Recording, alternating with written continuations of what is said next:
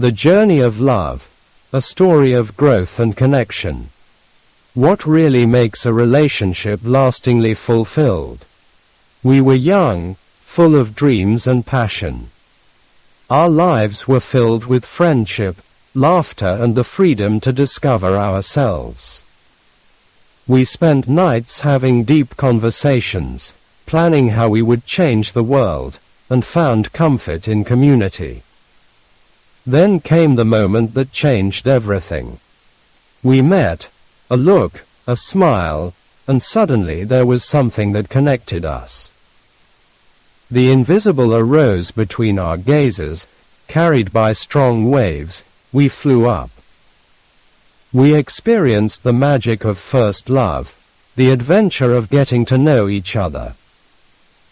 Every day was a gift, every moment a new discovery. Over time, we decided to be together. We built a home and started a life together. Children came along. A new cosmos opened up, full of wonders and challenges. The nights became shorter, the responsibility greater. We struggled through everyday life, learned to compromise, but sometimes we got tired. Quarrels arose. Questions emerged.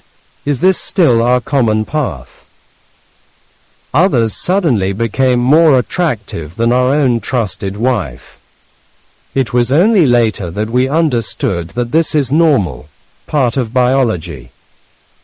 One day, when our children ran towards us laughing, we realized, they are worth staying together for. We are worth it. Our shared history, the suffering, the joys, the synchronization with each other, all of this is worth it. There were so many reasons to hold on to each other. A healthy way was to get away from perfectionism, from the high demands. Instead, we did things well and made up for mistakes with charm. We realized that Buddha was right. Greed is the beginning of suffering. In modesty, we found incredible freedom. It worked wonderfully.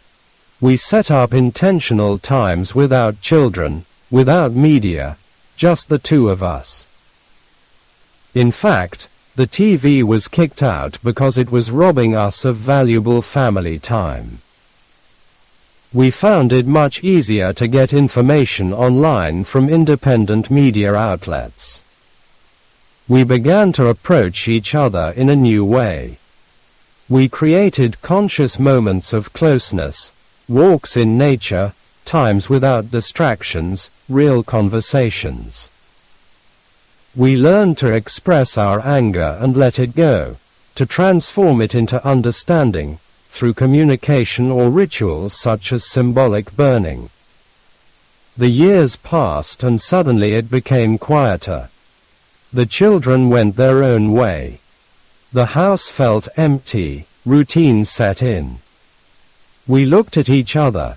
Where are we now, without our sunshine, the children, without the constant responsibility?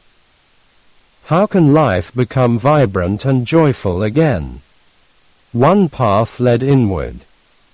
We rediscovered contemporary spirituality. Meditation and yoga accompanied us. Love and connection flowed from us, making us emotionally stable and more independent. We fell in love with nature, and it now accompanies us forever. In sexuality, we rediscovered sacred sexuality, tantra, and experienced ecstatic states. We remembered, we also had our own lives before we knew each other, and that was full of happiness. We realized that it was a mistake to give up or neglect old relationships. So we found our way back to what once gave us joy. We contacted old and new friends, deepened relationships and discovered new sides to ourselves, and to each other. Without expectations, without pressure, with more ease, love returned. We were able to take the other as he is, one for joy, the other as a school of learning. It was not the naive love of the early years, full of illusions, but a mature, deeply felt love, like a good, mature wine. A love that knew that perfection does not exist, that mistakes are human and that growth is a gift. And then a new horizon opened up. The world became bigger than our little home, bigger than the allotment garden and the church steeple. We found ourselves in new relationships, in lively groups, in the euphoria of discovering together. We took on social responsibility, got involved in social causes, helped distribute food to the needy. We found fulfillment in political work, worked for a better future for our children, joined groups that dealt with new technologies and healing methods. Our house, once too big and too quiet, came to life again. We rented out rooms, creating a household that was more than just a sublet, a network of support, exchange and friendship. We rediscovered our garden, grew vegetables and became part of a community that strengthened each other.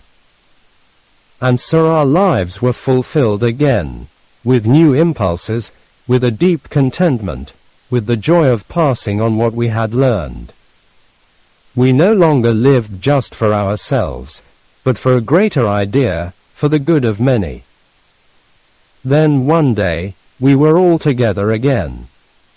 The family, the friends, the new companions, a great celebration of life. The children looked at us, felt our calmness, our joy, our arrival. We had made it.